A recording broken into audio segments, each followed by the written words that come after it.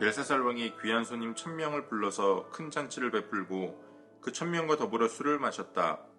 벨사살 왕은 술을 마시면서 명령을 내려서 그의 아버지 느부갓네살 왕이 예루살렘 성전에서 가져온 금그릇과 은그릇들을 가져오게 하였다.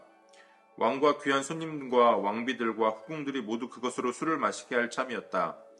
그래서 예루살렘에 있는 하나님의 집 성전에서 가져온 금그릇들을 꺼내서 왕과 귀한 손님과 왕비들과 후궁들이 그것으로 술을 마셨다. 그들은 술을 마시고서 금과 은과 동과 철과 나무와 돌로 만든 신들을 찬양하였다. 그런데 바로 그때에 갑자기 사람의 손이 나타나더니 촛대 앞에 있는 왕궁 석고벽 위에다가 글을 쓰기 시작하였다. 왕은 그 손가락이 글을 쓰는 것을 보고 있었다. 그러다가 왕의 얼굴빛이 창백해지더니 공포에 사로잡혀서 넓적다리의 힘을 잃고 무릎을 서로 부딪히며 떨었다. 왕은 큰 소리로 외쳐서 주술가들과 점성술가들과 점성가들을 불러오게 하였다. 그들이 들어왔을 때에 그는 바빌론의 지혜자들에게 말하였다. 누구든지 글자를 읽고서 그 뜻을 나에게 알려주는 사람은 자색옷을 입히고 금목걸이를 목에 걸어주며 이 나라에서 셋째 가는 통치자로 삼겠다. 왕궁 지혜자들이 모두 나왔으나 아무도 그 글자를 읽는 사람이 없었고 그 뜻을 왕에게 알려주는 사람도 없었다. 벨사살 왕은 크게 낙심하여 얼굴빛이 변하였고 손님들도 당황하였다. 왕과 귀한 손님들의 고함 소리를 듣고서 왕의 어머니가 연회장으로 들어왔다. 왕의 어머니가 왕에게 말하였다. 임금님의 만수무강을 빕니다. 임금님은 너무 번민하지 마시고 얼굴에서 근심을 떨쳐버리시기 바랍니다. 임금님의 나라에 거룩한 신들의 영을 받은 한 사람이 있습니다. 그는 임금님의 아버지 때에 명철과 총명과 신들의 지혜와 같은 지혜를 가진 사람으로 알려진 인물입니다. 임금님의 아버지 느부갓네살 왕께서는 그 사람을 마술사들과 주술가들과 점성술가들과 점성가들의 우두머리로 세우셨습니다. 그의 이름은 다니엘입니다. 그에게는 탁월한 정신과 지식과 꿈을 해몽하는 총명이 있어서 수수께끼도 풀었고 어려운 문제도 해결했습니다. 느부갓네살 왕은 그의 이름을 벨드사살이라고 부르셨습니다. 이제 다니엘을 불러보십시오. 그러면 그가 그 글자를 풀어서 임금님께 알려드릴 것입니다. 다니엘이 왕 앞에 나오니 왕이 다니엘에게 물었다. 그대가 바로 나의 부왕께서 유다에서 데려온 유다 포로 가운데 하나인 그 다니엘이란 사람이요. 나는 그대의 이야기를 들었소.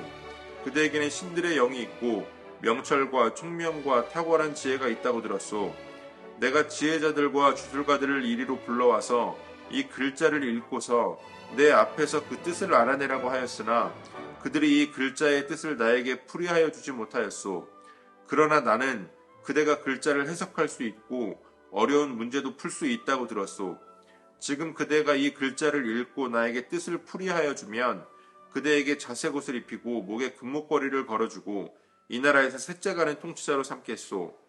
아멘. 11월 11일 금요일 오늘의 매일 성경 본문 말씀은 다니엘 5장 1절로 16절까지의 말씀입니다. 느부갓네살 왕의 뒤를 이어서 벨사살이 바벨론을 이끌고 있었습니다.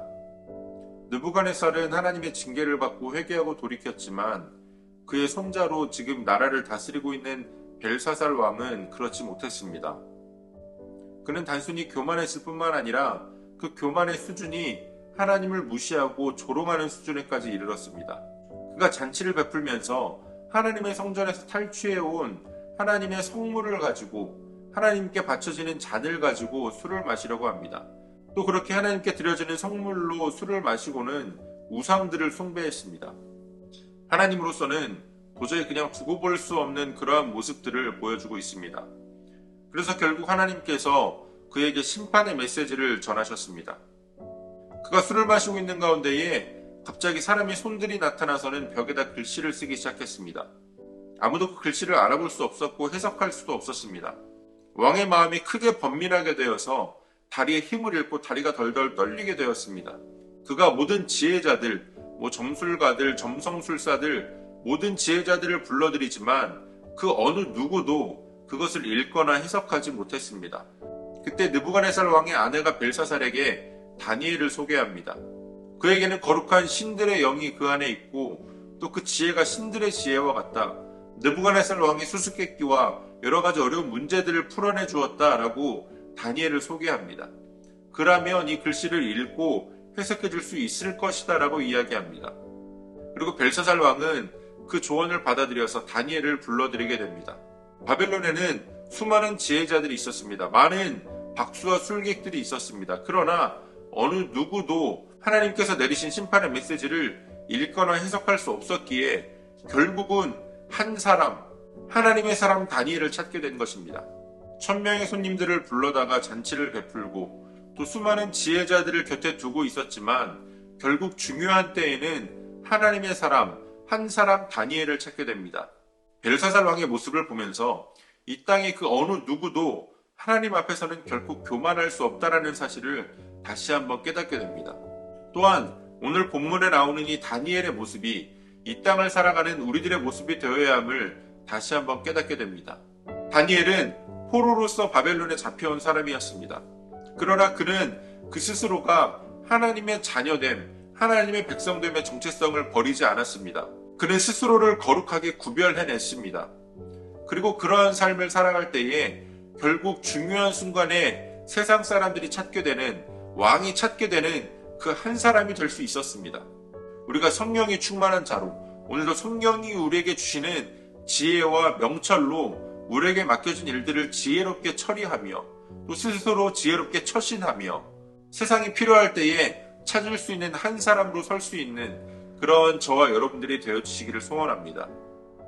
오늘도 우리에게 주신 본문의 말씀을 몇 차례 더 읽으시면서 여러분들에게 개별적으로 깨닫게 하시는 하나님의 말씀을 묵상하시고 각자의 기도로 오늘의 묵상을 마치겠습니다.